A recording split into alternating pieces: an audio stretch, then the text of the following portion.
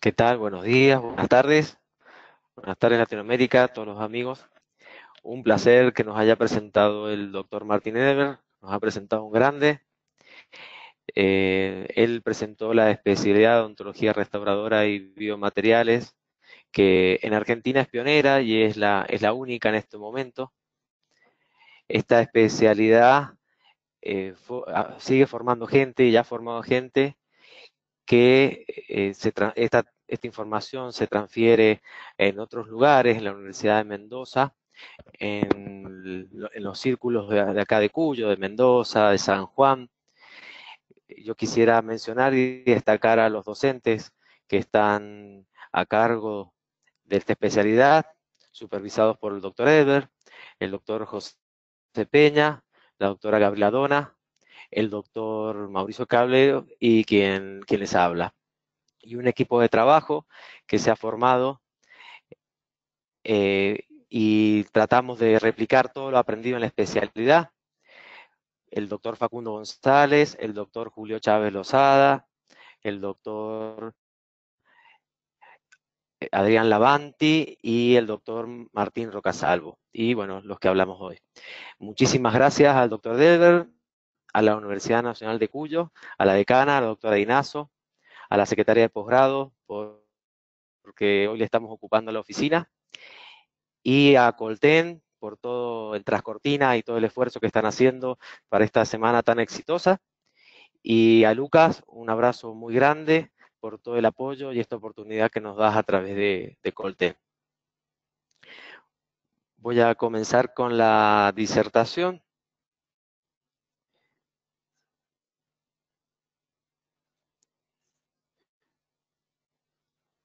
Se, ahí está, ahí vamos. Bueno, la disertación de hoy, el título es el uso de adhesivos universales y resinas de última generación en restauraciones directas y restauraciones indirectas. La primera parte, que se refiere a todo lo que es las restauraciones directas, voy a hablar yo. Después le voy a hacer la voz al doctor Clavero para que continúe con la presentación de restauraciones indirectas. Yo básicamente voy a hablar de lo que mostramos y enseñamos en esta especialidad. Esta especialidad en odontología restauradora y biomateriales se basa mucho en la odontología de mínima invasión, que prácticamente hoy esa odontología de mínima invasión es la filosofía de la carrera y lo que tratamos de obtener es una biomimética de esas restauraciones, dentro de un contexto. Para hablar de los protocolos que vamos a hablar hoy, nosotros o tratamos de que los alumnos, y en algún momento yo como alumno de especialidad tuviésemos claro, es el conocimiento de todos los tejidos sanos. Una vez que uno tiene el conocimiento de estos tejidos sanos, puede generar un diagnóstico conociendo a la caries como una enfermedad y que esa enfermedad caries produce una lesión cariosa. Y lo que hoy vamos a hablar es del protocolo, del tratamiento de esa lesión cariosa en el sector posterior y el uso clínico de esos adhesivos universales que participan de este protocolo y de estas resinas de última generación, terminando con el control de la enfermedad y el control de estas restauraciones a distancia. La odontología restauradora de mínima invasión es una escalera. Nosotros lo que vamos es subiendo paso a paso de escalera sin saltearnos pasos, porque sabemos que arriba, cuando lleguemos al final, lo que está es la extracción. Entonces, la idea es subir paso a paso, desde conservar los tejidos dentarios, evitar los tratamientos de conducto con tratamientos remineralizantes y tratar de que todas estas restauraciones sean predecibles en el tiempo para que nunca lleguemos a subir esa escalera.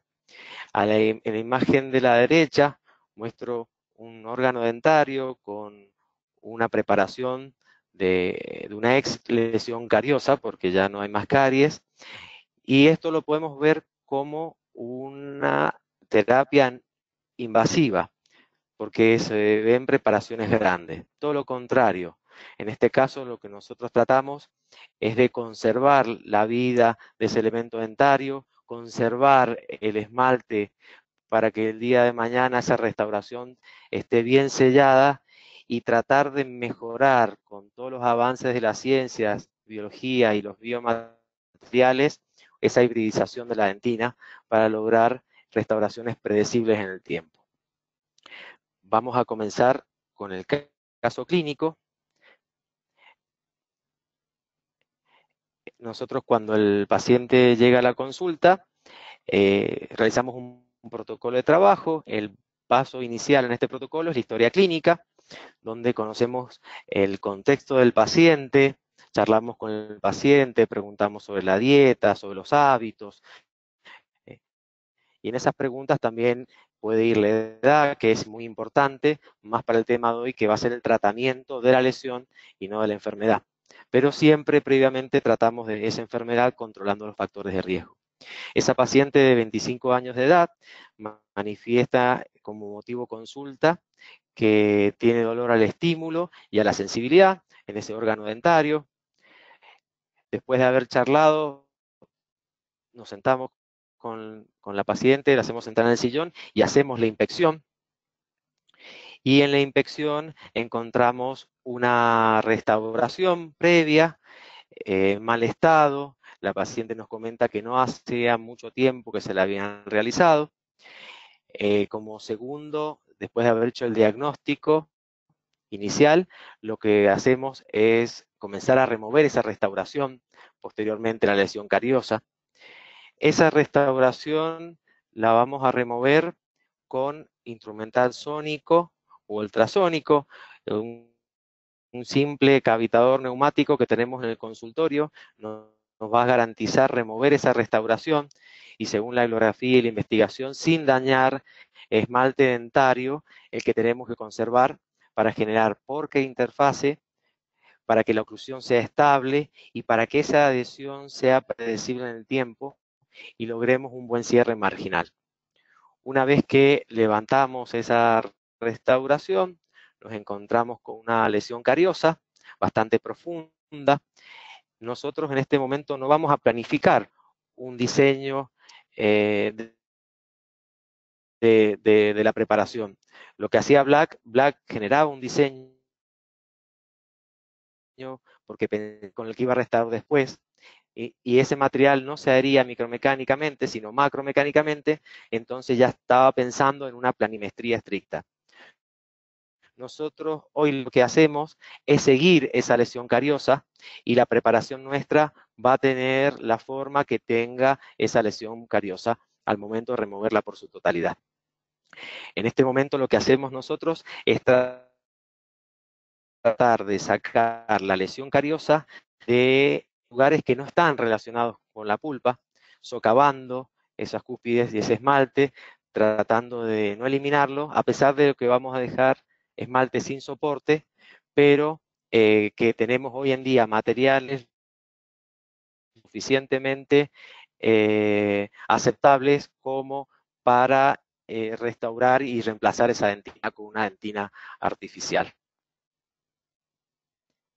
Una vez que ya hemos utilizado el material, el instrumental rotatorio para remover esa lesión cariosa, vamos a ir a utilizar un instrumental de mano, vamos a identificar lo que es una dentina afectada de lo que es una dentina infectada. Esa dentina afectada la vamos a dejar, sobre todo la dentina afectada que está en relación a la pulpa. Esa dentina afectada que está en relación a la pulpa va a ser la que vamos a poder remineralizar y va a poder ser estimulada y va a poder responder.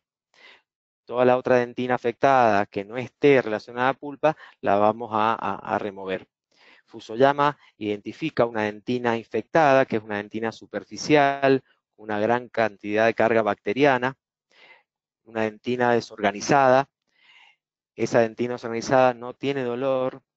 A medida que nosotros seguimos trabajando, socavando, retirando esa dentina infectada, nos encontramos con una dentina afectada, en donde el paciente ya si no está anestesiado manifiesta dolor. Esa dentina afectada es la que tenemos que dejar, es la que tenemos que tratar bien. Nosotros si vamos a remineralizar, desde un principio comienza la remineralización. La remineralización comienza con el aislamiento. que funciona como una barrera para la contaminación bacteriana. El instrumental rotatorio de baja velocidad afilado con irrigación, cosa de no sobrecalentar esa dentina. Cuando trabajamos con un instrumental de mano, esa cucharita usarla como un raspador y no clavarla y cucharear, como decíamos antes, y sacar esa dentina corriendo riesgo de provocar una exposición innecesaria.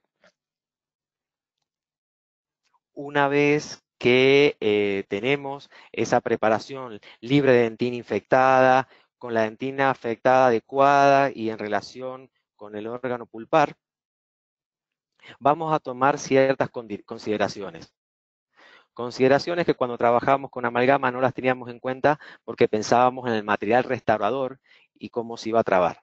En este caso, tenemos que considerar que es una paciente joven, que es una preparación profunda, puede llegar a ser bastante permeable, hay bastante esmalte sin soporte.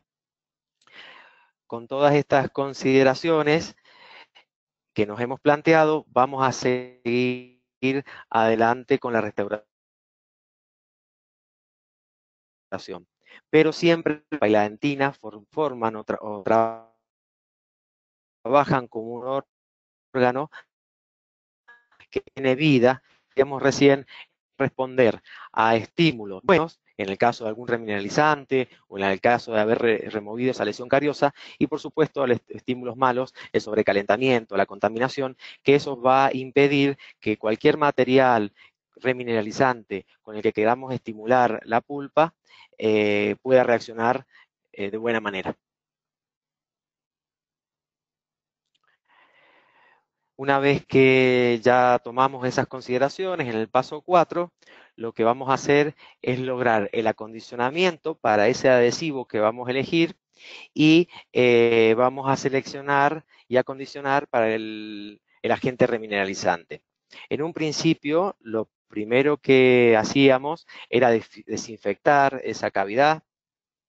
No conocíamos la actividad de las metaloproteinasas, hoy las conocemos, por lo tanto tenemos que inhibirlas. Generábamos una remineralización y terminábamos con el protocolo adhesivo. Hoy en día vamos a invertir esos pasos, ya que los adhesivos necesitan de un grabado ácido, tanto los de grabado total como los autocondicionantes con el grabado selectivo, y eso hace que se activen esas metaloproteinasas. Entonces, lo primero que vamos a hacer es definir el sistema adhesivo que vamos a utilizar. En segundo lugar, vamos a generar la desinfección y la inhibición de esas metaloproteinasas que ya fueron activadas con el pH ácido del sistema grabador o el sistema autocondicionante. Y por último, definir, una vez que tenemos la dentina desinfectada e inhibida de las metaloproteinasas, definir ese agente remineralizante. Vamos a empezar a ver qué literatura y qué ayuda tenemos para poder elegir ese agente adhesivo. Cuando hablamos no de una unión lisa, sino de una unión festoneada. Esa unión festoneada, esa unión amelodentinaria, es la que nosotros vamos a tener que reproducir para generar biomimética. La biomimética es la copia del tejido natural. Es volver a reproducir con la mayor similitud al tejido natural y sano que encontramos.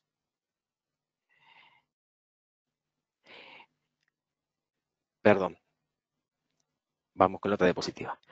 Esa unión amelodentinaria, la literatura muchas veces la menciona como una capa híbrida de esmalte y dentina. Y fíjense que nosotros lo que vamos a querer lograr es una capa híbrida, o sea que estamos haciendo biomimética desde la adhesión, entre lo que es el adhesivo y esa dentina.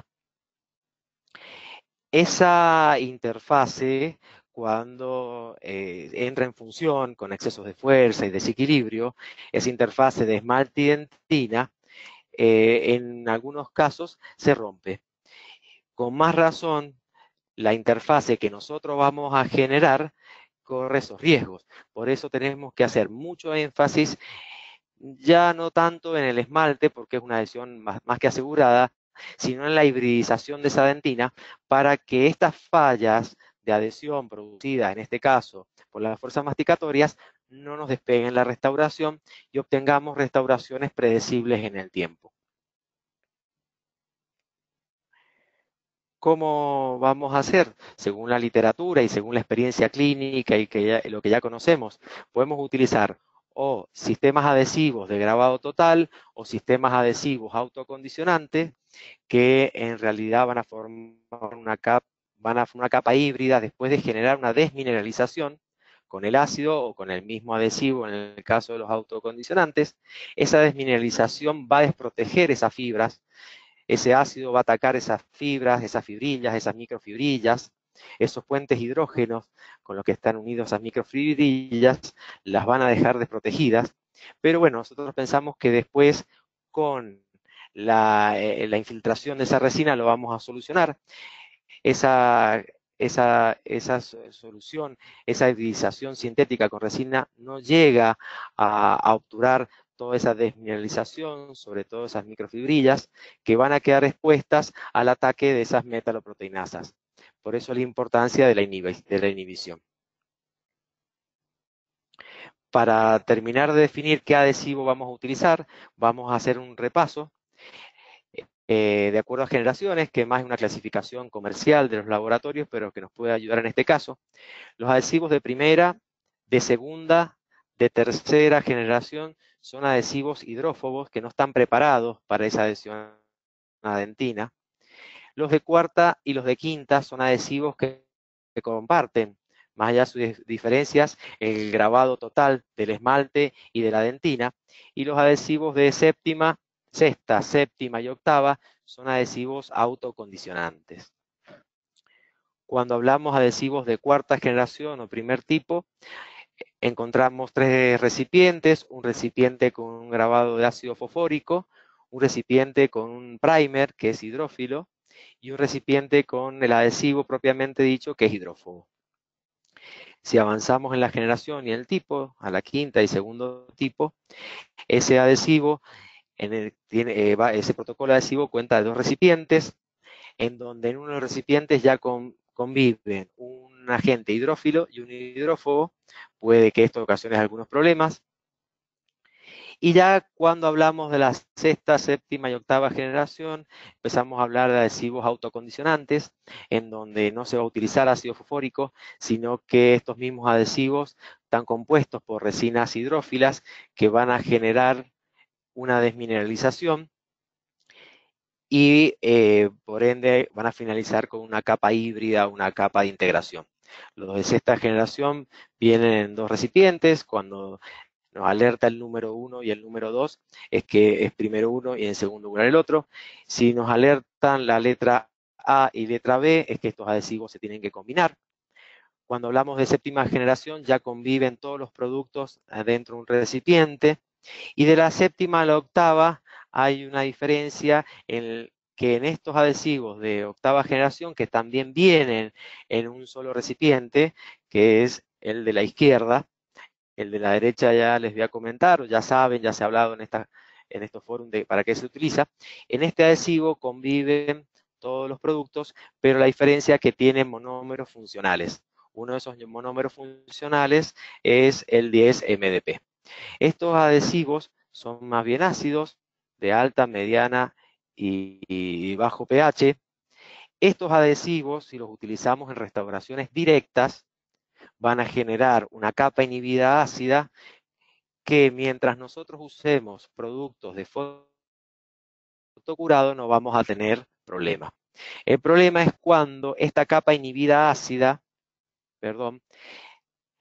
la vamos a utilizar en presencia de algún material de curado químico o curado dual, en donde esta capa inhibida ácida va a producir una inhibición de esa polimerización. Y necesitamos contar de un activador, que en realidad el activador, el papel que cumple, es en elevar ese pH, haciéndolo suficientemente estable para que no inhiba la polimerización de un cemento, por ejemplo, de curado dual o autocondicionante.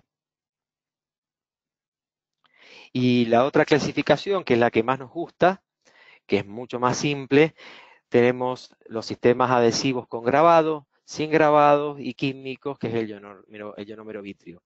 Y en los sistemas sin grabado, los autocondicionantes o los adhesivos universales que tienen este monómero funcional, son adhesivos funcionales, son los que más vamos a utilizar.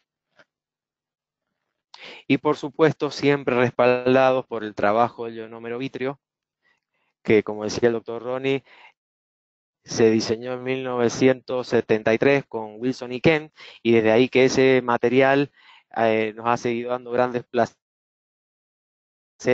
cuando realizamos restauraciones. Y hoy en día, si bien hay varios materiales bioactivos, yo creo que sigue en auge y es un material de primera elección. Entonces, lo que vamos a utilizar y vamos a definir por un sistema adhesivo universal, el cual puede expresarse con grabado selectivo, grabado total o autograbado. Nosotros, y la bibliografía afirma que con un grabado selectivo lo que hacemos es lograr un cierre hermético. El grabado del ácido fosfórico al esmalte, que es un grabado tipo 1, tipo 2, no lo logramos con estos adhesivos, y es lo que necesitamos para obtener una excelente adhesión en esmalte, que es la que desde sus inicios nos ha ayudado con la excelencia a la adhesión. Y no así la dentina, que es una evolución en la adhesión, y que nosotros día a día evolucionamos y conocemos y leemos a ver cómo mejoramos esa hibridización.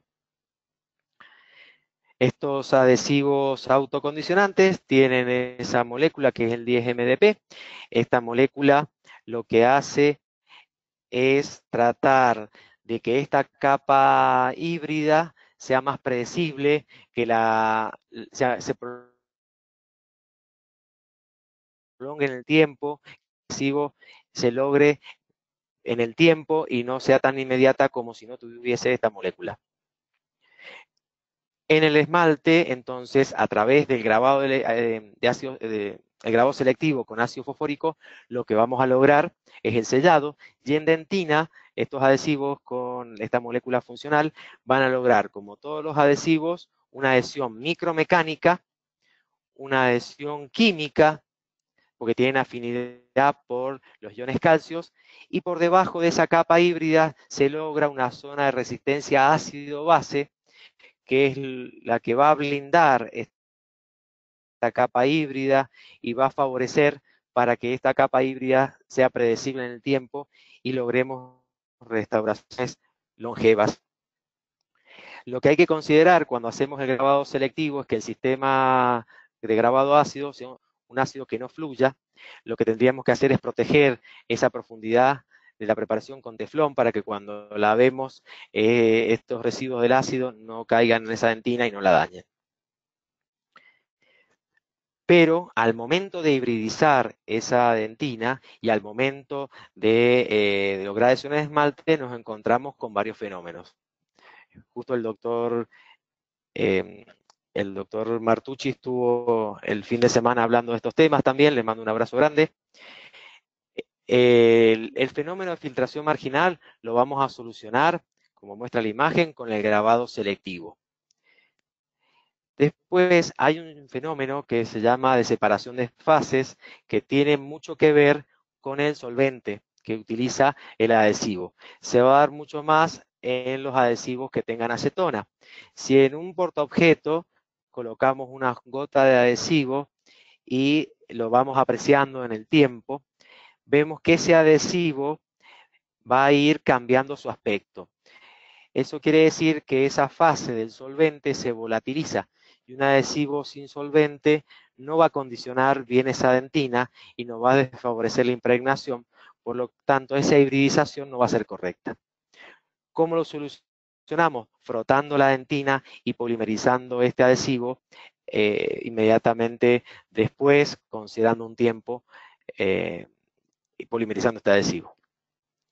El fenómeno de nanofiltración, este fenómeno de nanofiltración lo vamos a solucionar, esta permeabilidad que tiene la pulpa hacia la dentina y a la restauración, se soluciona utilizando sistemas adhesivos con carga cerámica. Ahí la imagen nos muestra la carga cerámica que tiene ese adhesivo que está impregnando el túbulo.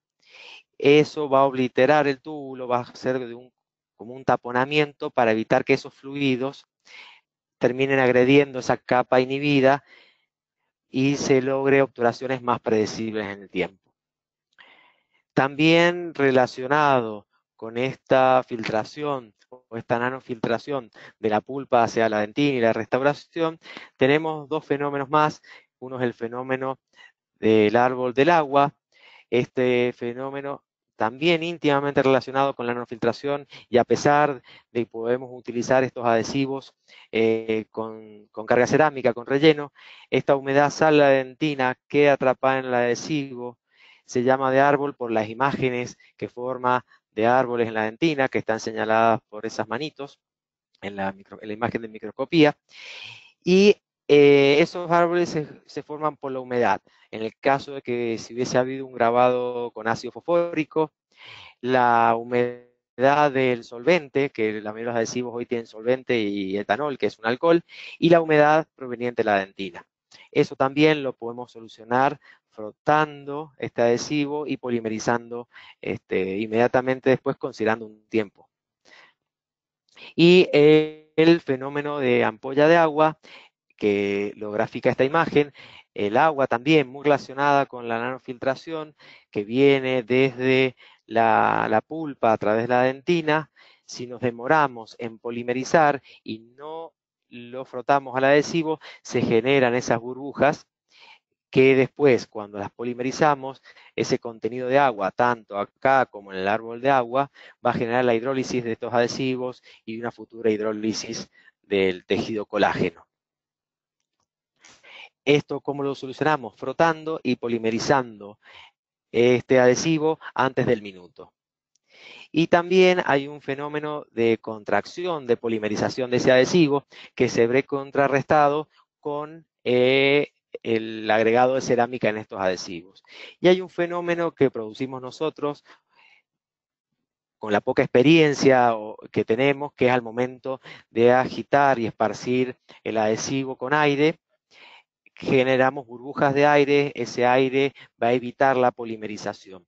O sea que todos estos fenómenos tenemos que tenerlos en cuenta y solucionarlos es simples. Hay que frotar, hay que polimerizar dentro del minuto, hay que aplicar el aire alejado a 20 centímetros, como dice la bibliografía, y con una presión suave, y a medida que lo vamos practicando vamos a ir obteniendo mejores resultados. Entonces, la definición del adhesivo es un adhesivo autocondicionante. Una vez que definimos ese adhesivo y hemos hecho el grabado selectivo, vamos a desinfectar con clorexidina y vamos a inhibir esas metaloproteinasas. Esas metaloproteinasas son enzimas proteolíticas que se encuentran en la saliva, en el odontoblasto, en el fibroblasto, y lo que van a producir es la lisis de esos fibroblastos. Y esta clorexidina al 2% es capaz de inhibirlas. Si vemos la imagen de arriba, en esta capa no se utilizó, acá está, en esta capa no se utilizó la inhibición de clorexidina y en esta sí. En el tiempo se crea esa brecha donde no se utilizó y eso produce obturaciones poco predecibles en el tiempo. Una pregunta que es muy casual y siempre hace si la clorexidina interviene en forma deficiente. La clorexidina no interviene de forma deficiente en ningún proceso del protocolo del adhesivo, y eso lo confirma la bibliografía. Esa clorexidina lo que va a hacer entonces es inhibir esas metaloproteinasas y darle paso a la selección y la ubicación del agente remineralizante.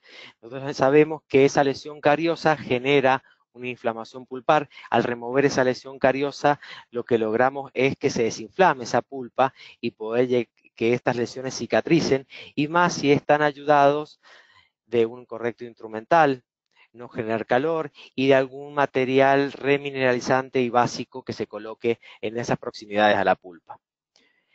En el libro de Nostroza se habla de una capa de interdifusión de iones. que tratamos de llevarla a todos los materiales bioactivos, si bien se habla de una interdifusión de iones del ionómero en dientes húmedos. Da un ejemplo, muestra un diente vital, una microscopía electrónica de barrido, la foto superior, y en la inferior otra. En la superior es de un diente vital, en la inferior es de un diente no vital, y al haber humedad, fíjense, el 2 es la capa de interdifusión de iones, el 3 es el ionómero vítreo, y esa capa de interdifusión de iones está dirigida hacia el 1, que es la dentina. Eso es muy importante para que la pulpa entre en paz y aprovechar la remineralización. En la imagen inferior no se encuentra el 2, ¿sí? Está el 3 y el 1. Ese 2 es la capa de interdifusión que existe, que acá no se encuentra. Este sería uno de los mecanismos de trabajo de los materiales bioactivos. Hoy en día, materiales bioactivos encontramos varios, algunos bioactivos a base de calcio, otros a base de silicato de calcio, como el biodentín, que como no se puede empezar y terminar la restauración directa en el momento por el protocolo de este material, no lo vamos a utilizar para este protocolo. También hay materiales como el Teracal, que son a base de silicato de calcio, que lo vamos a dejar indicado para lesiones más profundas. Fíjense la permeabilidad de esa pulpa. Y acá al lado encontramos otra dentina totalmente distinta, mucho más esclerótica y remineralizada. Por lo tanto, en este caso, el Teracal lo colocamos en la zona más permeable. Vamos a también poder estudiar y ver la posibilidad de colocar resinas ionizantes, que no las conocemos, no tenemos práctica y todavía no confiamos en ellas.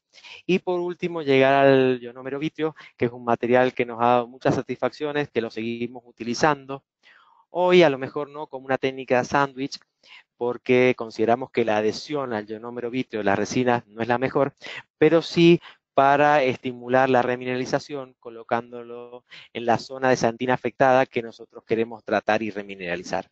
Previo a esa colocación del ionómero vítreo, lo que tenemos que hacer es acondicionar la superficie con un ácido poliacrílico que no genera patrón de grabado, sino que genera una limpieza del barrio superficial y mediano, exponiendo los iones calcio para que los ácidos del ionómero formen un polialquenoato, policarboxilato de calcio y genere esa unión química.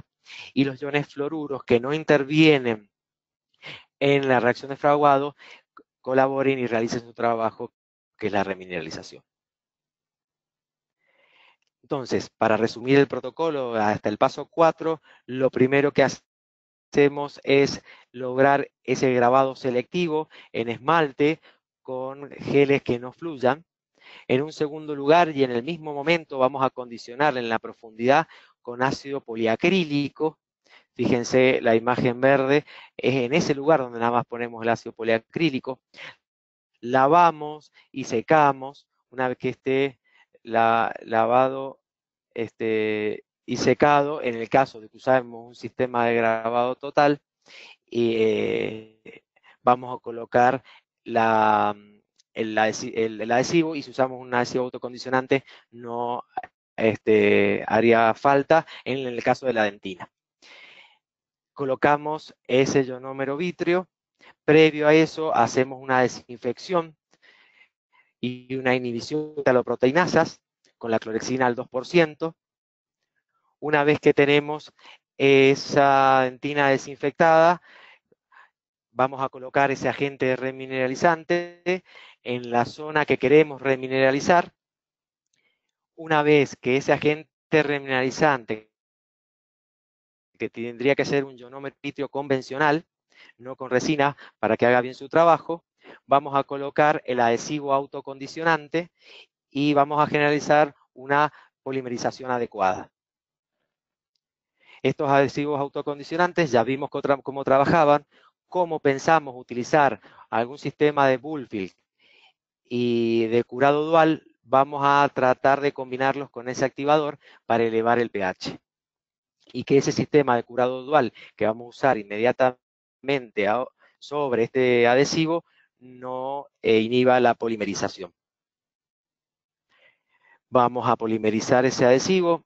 siempre como dice el doctor Julio Chávez Lozada, hay que tener en cuenta las distancias, como son cavidades en el sector posterior, tenemos que polimerizar desde bastante distancia, vamos a tratar en algunos casos duplicar el tiempo de exposición.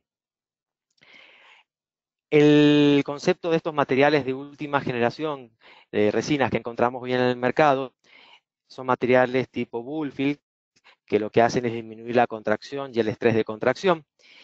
Y acá tenemos uno que es el Filap, que aparte este es una resina Flow, Bullfield, pero de curado dual, químico y foto.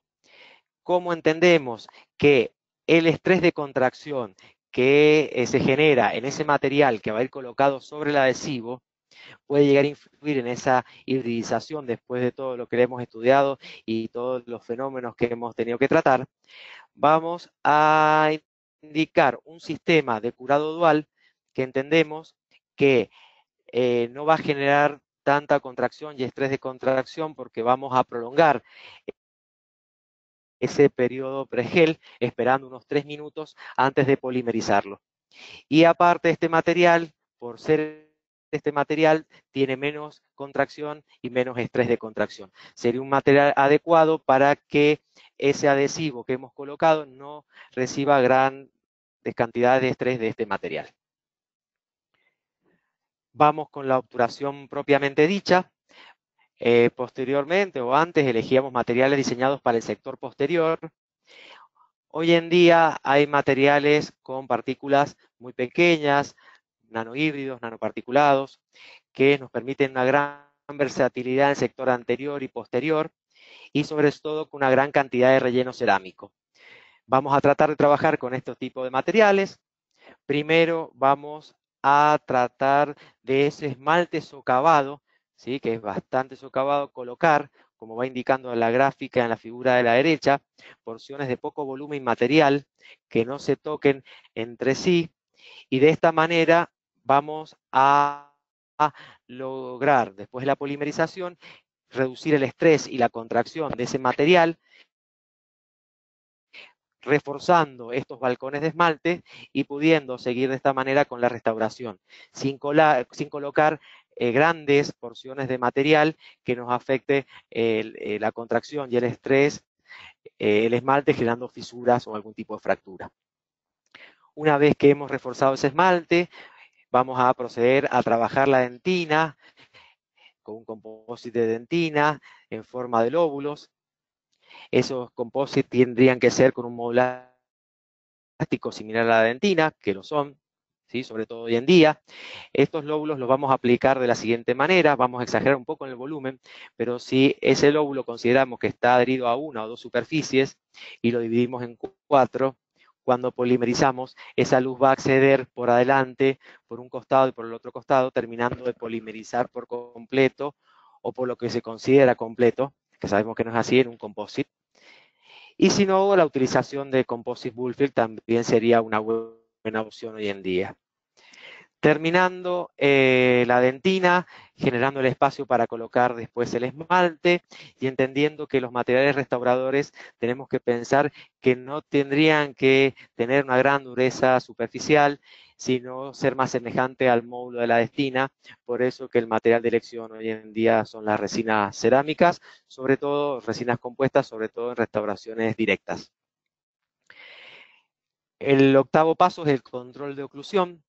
Fíjense que estos puntos azules están nada más que marcados en la zona de esmalte. Eso se debe a que fuimos muy poco invasivos cuando removimos la restauración y no tocamos esmalte. Eso nos facilita después la anatomía al momento de trabajarla nosotros. Se nos complica menos y es menos tiempo, hay menos interfaz, por lo tanto hay menos riesgo de filtración, hay menos riesgo de contracción, o que esa contracción y ese estrés genere algún tipo de filtración. No se encuentran volúmenes de composite sobre esmalte y, como hablábamos, de una interfaz en material diente mucho menor. Vamos a ir terminando con el paso noveno, que es la terminación, en nosotros lo dividimos en acabado, pulido y brillo. El acabado lo hacemos con fresas de mayor grano y vamos a ir disminuyendo el grano para marcar algunas veces algunos surcos, en el caso de que haga falta, si se puede evitar, se evita. Seguido de un pulido con gomas abrasivas y con pasta de pulir a base de diamante, y terminando con el brillo propiamente dicho, con gomas sin abrasivos, pastas de óxido de aluminio, mucho menos abrasivas que el diamante, y algunas felpas y gomas sin abrasivos. Acá tenemos el caso ya resuelto, pero acá, más allá de que salió todo precioso, no termina todo. Ahí vemos la restauración defectuosa, la lesión profunda, la restauración donde se logró una biomimética en cuanto a la adhesión y a la estética, y en la radiografía la proximidad de esa lesión cariosa o ya el material, la obturación, y qué bien se pensó en colocar ese ionómero porque los adhesivos no iban a funcionar bien. Y el último paso es el control periódico, en donde nosotros tenemos que aprender de los periodoncistas. Los periodoncistas hablan de una enfermedad y de lo que esta enfermedad periodontal produce, y arman un protocolo, y el protocolo termina con un control. Lo que es la terapia básica, nosotros podríamos hablar del control de la infección; la complementaria podríamos hablar de la modificación de secuelas; y el mantenimiento o control de este tipo de restauraciones o de este control de la infección. Entonces hacemos un diagnóstico, controlamos la infección, modificamos las secuelas y hacemos un mantenimiento periódico. Eso es una odontología de mínima invasión. Pero también podemos hacer una odontología en el caso que con que se controle la infección nada más, podemos hacer esos controles. Eso sería ya para la próxima vez que nos veamos, una odontología de intervención sin invasión. El protocolo, entonces, pasado en limpio para obtener el resultado anterior y estos resultados que mostramos a la derecha de la pantalla, se basan en la confección de la historia clínica, donde se van a ver los factores de riesgos, el diagnóstico, y si vamos directamente a la lesión, es la remoción de tejido cariado, las consideraciones de la preparación, ya que no se planifica, no hay una planificación como en el caso de la amalgama, el acondicionamiento para el adhesivo y agentes remineralizantes, la polimerización adecuada, la estabilización de ese agente remineralizante y de ese adhesivo con composite hoy de última generación, la obturación propiamente dicha, el control de la oclusión, la terminación y los controles periódicos. Les dejo esta imagen y esta lectura. Muchísimas gracias. Voy a pasarle el micrófono y la computadora al doctor Clavero. Los dejo con esa inquietud que está en la pantalla. Muchísimas gracias de vuelta.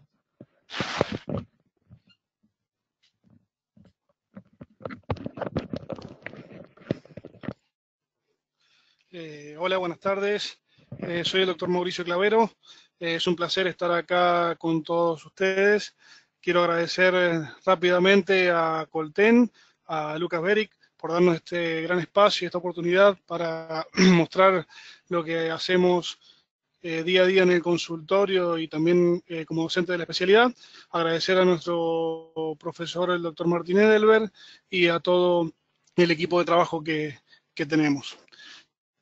Yo voy a ir hablando más que nada de la parte, voy a abordar de la parte clínica, a lo que se hace habitualmente en el consultorio día a día, de lo que son las restauraciones indirectas, de mínima invasión obviamente y biomiméticas.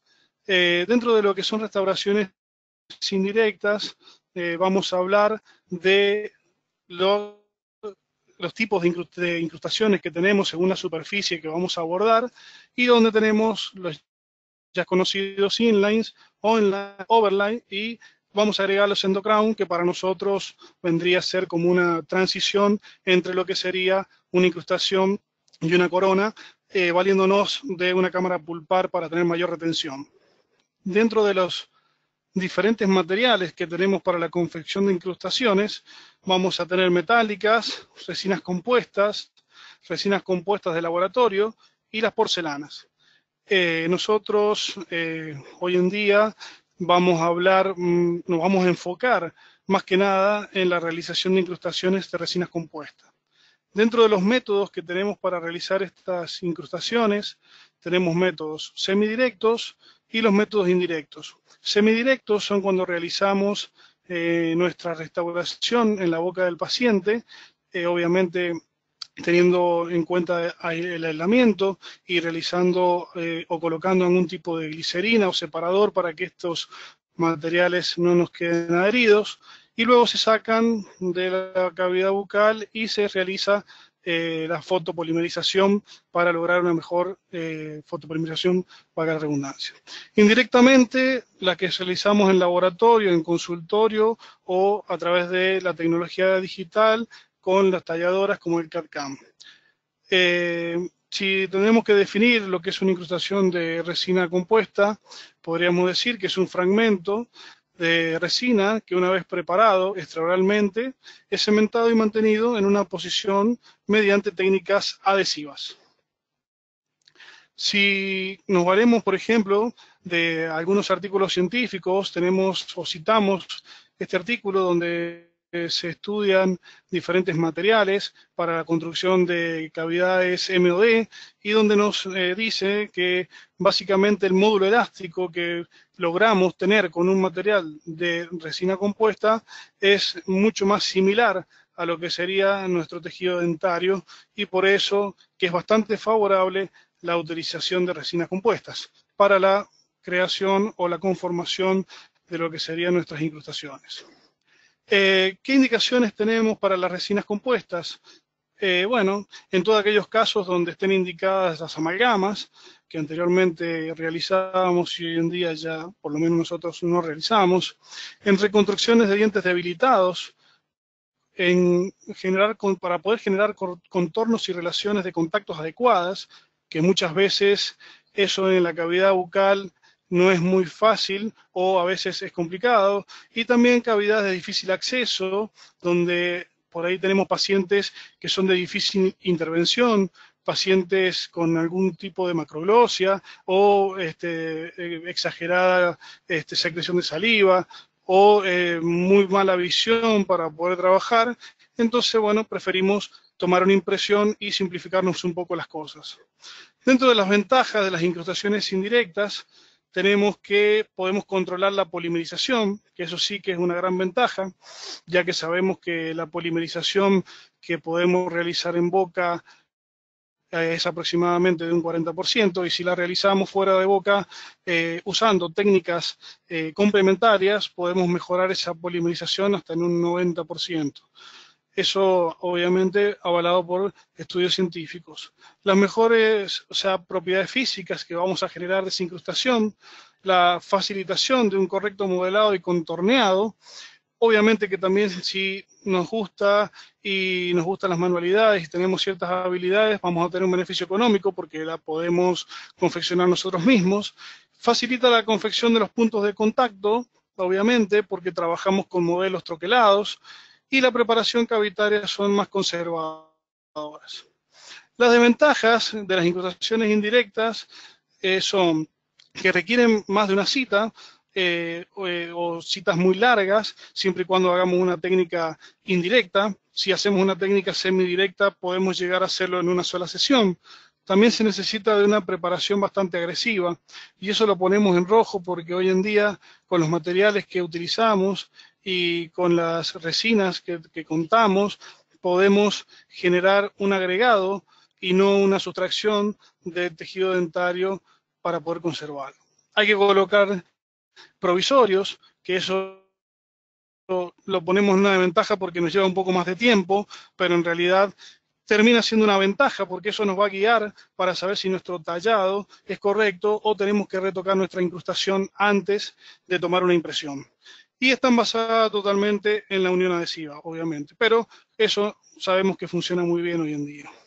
El protocolo para la confección de las incrustaciones, nosotros tenemos este protocolo, que lo voy a leer rápidamente y después lo vamos a ir describiendo con un caso clínico. Tenemos el diagnóstico y el plan de tratamiento, la selección del color, la verificación de los contactos oclusales, las preparaciones cavitarias, la prehibridización y sellado de la dentina en dientes vitales, obviamente, el provisorio, las impresiones, luego viene la confección de la restauración indirecta, la prueba de esa restauración, aislamiento del campo operatorio, el tratamiento de la superficie interna de la restauración y el tratamiento de la superficie interna de la cavidad, la cementación, ajuste oclusal y el acabado y pulido final. Acá tenemos un caso que vamos a ir describiendo paso a paso de una paciente que tenía estas amalgamas y sentía cierta molestia. Sacamos una radiografía y podemos observar cómo tenemos una cavidad de caries por debajo de esta amalgama en el elemento 36 y también en el 37, pero vamos a empezar trabajando por el elemento 36. Se hace la selección del color, que para la selección del color hay infinitas cosas hoy en día para poder tomar el color.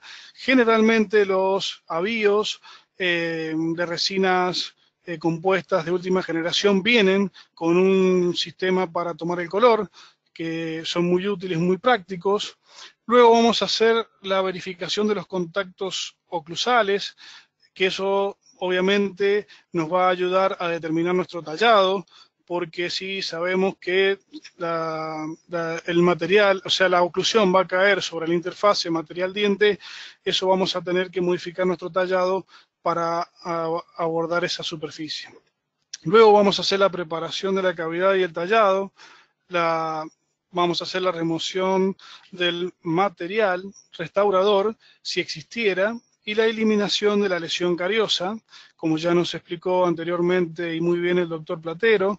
Yo esto voy a ir un poco más rápido porque ya él se ha encargado de explicarnos muy bien todos estos procedimientos. Vamos a evaluar el remanente dentario y de ahí vamos a ver cómo vamos a seguir con la parte de mínima invasión, porque vamos a generar, en este caso, en vez de realizar mayores desgastes de estos tejidos sanos, vamos a rellenar estas áreas de socavado y de esmalte sin soporte para tener lo que sería un tallado expulsivo. Este tallado lo podemos realizar con piedras de diamante y fresas múltiples filos. Vamos a generar el protocolo adhesivo que ya nos mencionó el doctor anteriormente, antes de hacer el agregado de nuestras resinas compuestas, en este caso. Acá hay una foto didáctica donde podemos observar una cavidad a la cual vamos a tener que hacerle un tallado exagerado si quisiéramos que esto tuviera una cierta divergencia para poder introducir nuestra incrustación. Y gráficamente queremos mostrar cómo sería si nosotros tuviéramos que tener esa divergencia. Tendríamos que realizar un tallado exagerado y perderíamos mucho tejido dentario que para nosotros es muy valioso para nuestra adhesión. Así que lo que hacemos hoy en día, como les comentaba anteriormente, es rellenar estas superficies o estos socavados con una resina compuesta. Después tenemos acá una foto de lo que serían las planimetrías y los desgastes que debemos realizar sobre nuestra preparación cavitaria. Tenemos que, obviamente, dejar 1,5 milímetros a 2 milímetros en las cúspides, que sobre todo tengamos un contacto oclusal. Si se pudiera evitar desgastar las cúspides fundamentales, sería ideal. Tenemos que evaluar la divergencia de las paredes, que tiene que ser aproximadamente mínimamente de 10 grados. Luego, como les decía anteriormente, vamos a hacer la prehibridización y el sellado del esmalte y la dentina en dientes vitales. Esto nos sirve para proteger este sistema pulpar, también reducir la penetración bacteriana y la sensibilidad postoperatoria.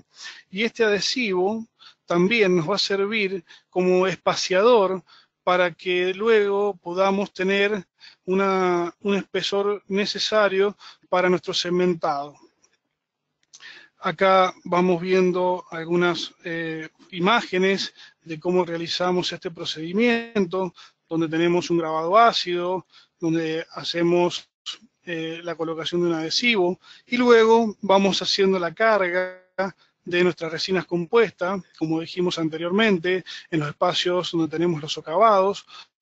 lo hacemos en capas incrementales, como dijo el doctor anteriormente, sobre las superficies de una pared sin contactar con otras superficies, tratando de que sea lo más mínimo posible. También tenemos que redondear nuestros ángulos, tenemos que dejar ángulos redondeados para que luego nuestra impresión pueda tomarse en forma correcta. También acá podemos ver nuestros tallados, cómo los realizamos. A veces podemos generar un cierto hombro, que es lo que nos va a dar el apoyo para nuestra incrustación. Podemos ver en las imágenes cómo está con azul lo que era el diente anteriormente y el desgaste de 1,5 milímetros a 2 milímetros que generamos, y el contorno, que también el hombro lo dejamos de 1,5 milímetros a 2 milímetros. Luego vamos a ir con el terminado y alisado final, con el tallado final para darle la forma, como dijimos, y la limpieza y desinfección de la cavidad, para poder entrar en lo que sería la confección de nuestro provisorio. Las restauraciones provisorias que nos van a generar, nos van a devolver la función, nos van a devolver la forma, esa pieza dentaria, y nos van a estabilizar esta pieza dentaria para que no nos pase que el paciente, después que tallamos la cavidad, dejamos todo listo, se va a su casa y por ahí mordió algo en forma no habitual y produzco una rotura de esa pared que teníamos tallada. También nos sirve para restablecer la estética y para proteger el órgano dentino pulpal y los tejidos periodontales. Nos permite también poder, que esto es muy importante, evaluar los espesores para la confección de la restauración final, porque acá podemos probar con nuestro provisorio. Si tenemos áreas donde queda muy traslúcido ese provisorio, es seña de que tenemos que disminuir alguna de esas paredes o alguna de esas cúspides para que tengamos un mínimo espesor de 2 milímetros en esa zona. Luego, también mostrarles los tipos de materiales que podemos usar para la confección de estos provisorios. Generalmente pueden ser resinas acrílicas, pueden ser resinas compuestas o resinas de bisacrílicas. Cualquiera de estos, eso dependiendo de cada uno y del material que esté acostumbrado a utilizar, funcionan muy bien. Yo particularmente uso mucho lo que es las resinas acrílicas, y en este caso que les estoy mostrando van a poder observar que realizamos con resina acrílica. Luego viene la toma de impresiones y registros interoclusales. Esa toma de impresión la podemos realizar con diferentes materiales.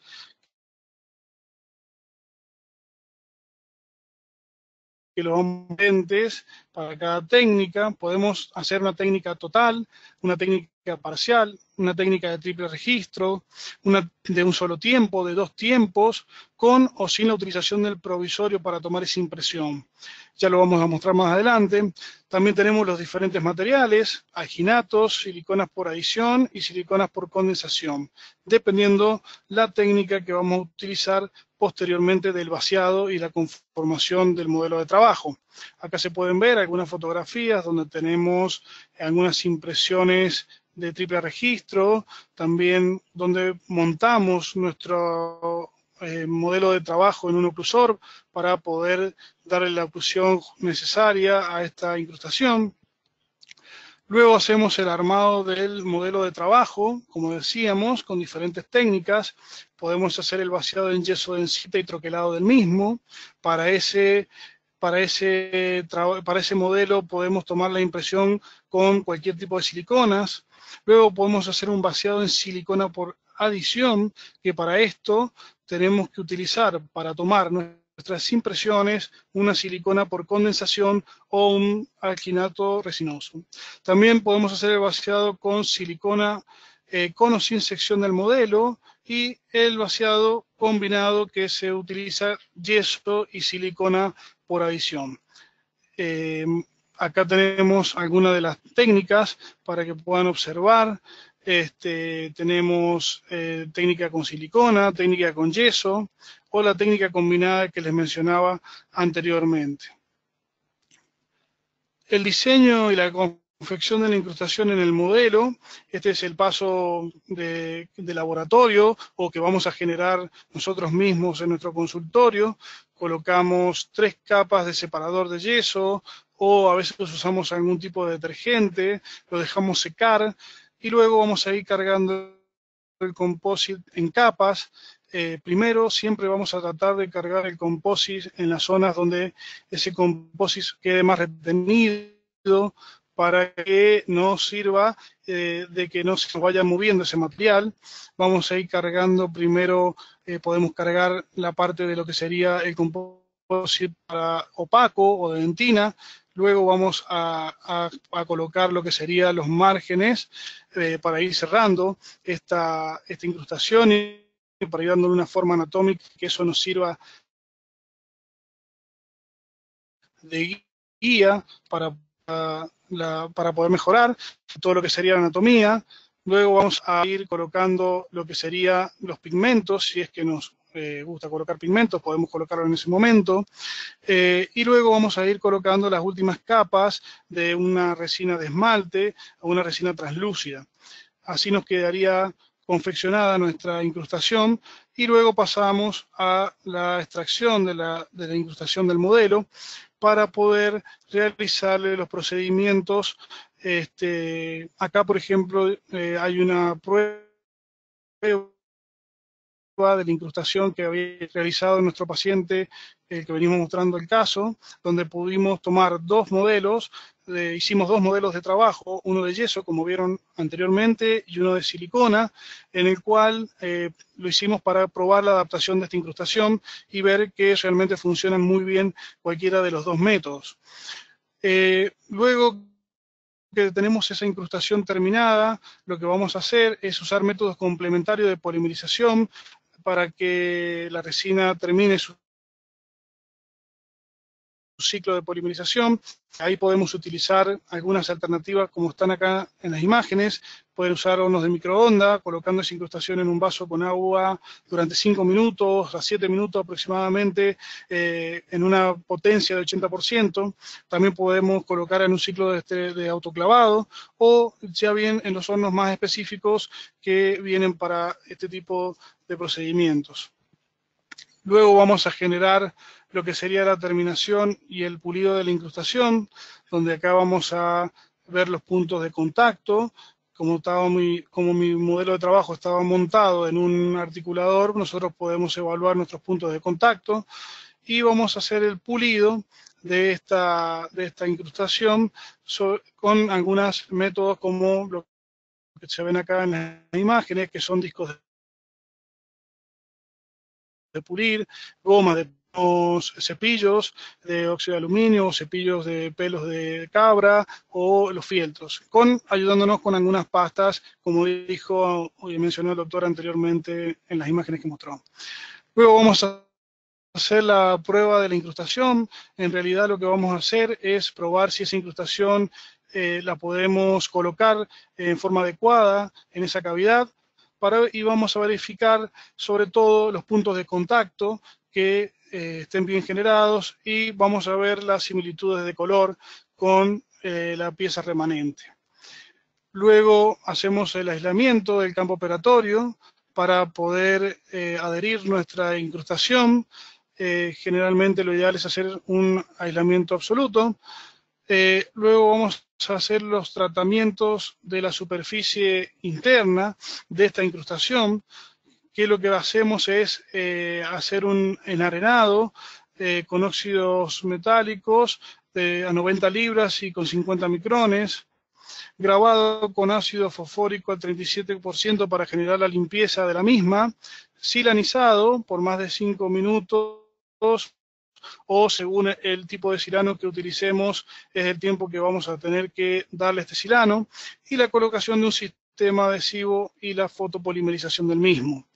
Luego vamos a ir al próximo paso, donde vamos a hacer el tratamiento de la superficie interna de esta cavidad para poder adherirnos. Como esta cavidad habíamos rellenado con resina, vamos a hacer un enarenado, luego vamos a hacer un grabado ácido total, sobre todo para limpieza de la cavidad y grabado del esmalte, y luego vamos a hacer la colocación de un sistema adhesivo en la cavidad. De acuerdo a los distintos procedimientos que realicemos en esas cavidades, vamos a tener distintas formas de protocolos de adhesión. Por ejemplo, acá nosotros citamos algunos de ellos, como por ejemplo, si tenemos dientes no vitales, pero con relleno de resina, como es el caso mencionado anteriormente, donde ya dijimos que enharenábamos, grabábamos con ácido fosfórico, colocábamos un sistema adhesivo, lo fotocurábamos y luego colocábamos algún cemento de resina de curado dual o un cemento autoadhesivo o una resina termoplastizada. Eso se puede usar cualquier tipo de esta cementación. Después tenemos también la superficie tratada en dientes no vitales, pero sin relleno de resina, para la cual vamos a hacer un grabado selectivo solamente del esmalte con ácido fosfórico. Vamos a colocar un sistema adhesivo universal, y vamos a fotocurarlo. Luego vamos a realizar el cementado con resina de curado dual. En este caso vamos a tener que valernos, como explicó anteriormente el doctor, con un activador. Si usamos algún sistema adhesivo dual de Coltem, por ejemplo, vamos a usar el activador OneCoat 7.0. Y si no, podemos usar algún sistema de autoadhesivo o también con resinas termoplastizadas. También para los tratamientos de las superficies de las cavidades donde tenemos dientes vitales sin relleno de resina, vamos a hacer un grabado selectivo con ácido fosfórico, acá sí o sí cuidando esa dentina. Vamos a hacer una colocación de un sistema adhesivo universal, vamos a fotocurar el mismo, obviamente también utilizando un activador. Luego vamos a generar la adhesión con un cemento de resina de curado dual, o podemos usar cementos autoadhesivos, o también nosotros estamos haciendo algunos estudios porque creemos que puede ser una buena alternativa el uso de los Bulk Fill Flows, como sería, por ejemplo, el Fill-Up de Coltem. Eso está en estudio, todavía no hemos encontrado literatura que lo avale, pero se los comento para que lo tengan en cuenta. También podemos hacer tratamiento de la superficie interna de la cavidad en dientes vitales con rellenos de resina. Acá vamos a hacer un arenado de la cavidad, vamos a hacer un grabado con ácido fosfórico solo en esmalte. También vamos a utilizar los sistemas adhesivos universal con su activador, y luego lo mismo el cementado con una resina de curado dual o un cementado con un cemento autoadhesivo, como por ejemplo el SoloCem. Para este caso, que estamos ya terminando de la incrustación que les mostré desde un principio, tenemos que el cemento que utilizamos es el Paracore, que es un cemento autoacondicionante. Vamos a hacer la preparación según lo que nos indique el fabricante, y vamos a colocar el cemento en la cavidad y en la incrustación. Y luego vamos a llevar y vamos a colocar esa incrustación en su posición con mucho cuidado y haciéndolo muy lentamente para que no se nos generen burbujas de aire. Luego, bueno, controlamos los excesos proximales con hilos, polimerizamos haciendo presión por oclusal durante 60 segundos, dejamos transcurrir, también se puede dejar transcurrir entre 8 a 10 minutos para permitir que se realice la polimerización química. Luego retiramos el aislamiento y hacemos el control de la oclusión final, ya con nuestra incrustación cementada. Estos son algunos de los cementos que mencionamos anteriormente, o de las posibilidades que tenemos para realizar nuestro cementado. Y acá presentamos ya el caso terminado, donde podemos observar la fotografía previa con su radiografía previa y nuestra fotografía final con nuestra radiografía final, donde podemos ver una muy buena adaptación, sobre todo en nuestra zona gingivo-distal. Vamos a ver, ya para terminar, porque se ha hecho extenso, rápidamente algunos casos clínicos que realizamos habitualmente en el consultorio. Por eso sepan disculpar que las fotografías no son perfectas, pero la sacamos mientras estamos trabajando. Así que este es un caso de una paciente que tenía 2 lesiones cariosas en el elemento 16 y 17, donde se nos hacía bastante complicado poder trabajar y decidimos, o sea, trabajar en forma directa, y decidimos realizarle una impresión para poder realizar una incrustación indirecta, para lo cual generamos el modelo de trabajo, como explicamos anteriormente, en yeso, y realizamos nuestras incrustaciones en el consultorio. Estas incrustaciones las hago yo porque realmente me gusta y me entretiene, y luego vamos a generar el cementado de estas incrustaciones en estos dientes vitales, conservando mucha de su estructura y sin desgastar prácticamente nada de su soporte de esmalte y dentina. Luego tenemos otro caso clínico donde podemos observar también una cavidad grande en un molar superior, el cual, ahí está lo que explicaba el doctor anteriormente, que hacemos ese grabado selectivo con el ácido en el esmalte y protegemos nuestra dentina con un poco de teflón para poder limpiar y sin contaminar con ese ácido nuestra dentina, y luego realizamos el cementado de nuestra incrustación. Otro caso clínico con una gran pérdida de superficie y con un diente vital, el cual queremos conservar esa vitalidad y conservar ese poco tejido remanente que nos está quedando. Entonces también decidimos tomar una impresión y generar una incrustación indirecta para conservar esa pieza dentaria el mayor tiempo posible y valiéndonos, obviamente, de lo que ya conocemos, la adhesión. Vamos terminando con otro caso clínico. Este es un caso donde sería una transición entre lo que es una incrustación y lo que es un endocrown, donde sería una incrustación ayudándonos de la retención de la cámara pulpar para generar una mejor superficie de contacto y una mejor retención de la misma. Esta la realizamos en un modelo de yeso de técnica combinada que expliqué anteriormente, con una silicona por adición y luego con un vaciado con yeso densita. Eso nos sirve como troquel para poder trabajar y que nuestra incrustación no se nos quede adherida y poder sacarla fácilmente. Es muy práctico. Y ahí tenemos el caso terminado de la incrustación. Y tenemos también un caso de una endocrown, donde esta ya vendría a ser una endocrown propiamente dicha, de resina, donde también, bueno, se realiza la impresión, se toma y se usa esa cámara pulpar para la retención, y luego tenemos el caso terminado y cementada nuestra endocrown. Bueno, con esto espero que haya servido. Traté de ser conciso y rápido porque se nos fue un poco el tiempo, así que le agradezco mucho su participación y su atención. Son ustedes muy amables. Muchas gracias.